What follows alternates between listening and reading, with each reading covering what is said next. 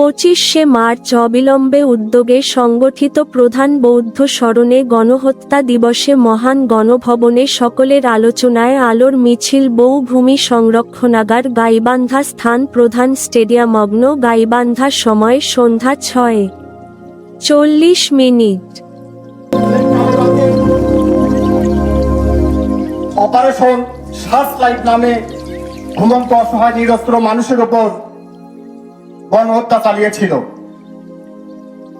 এবং সেই রাতেই প্রায় 50,000 বাঙালিকে তারা হত্যা করেছিল পাকিস্তান হানাদার বাহিনী। বন্ধুগণ, এই ভূখণ্ডে পাকিস্তান হানাদার বাহিনী যে গণহত্যা চালিয়েছিল তা নজিরবিহীন।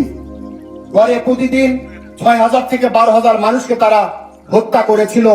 মানুষ কত নির্মম হতে পারে তা দেখিয়ে দিয়েছে পাকিস্তান হানাদার বাহিনী। জীবন্ত মানুষকে ধরে এনে লাশ পোতার জন্য তাদের দ্বারাই গভীর গর্ত খনন করে নিয়ে চোখ বেঁধে লাইনে দাঁড় করিয়ে তারা গুলি করে হত্যা করেছে। বন্ধুগণ, এরা নারীদেরকে ধরে এনে ধর্ষণ করে তাদের স্তন কেটে দিয়েছে, যৌনাঙ্গে রাইফেলের নল ঢুকিয়ে তারা গুলি করেছে, পাশাপাশি নির্যাতন করেছে।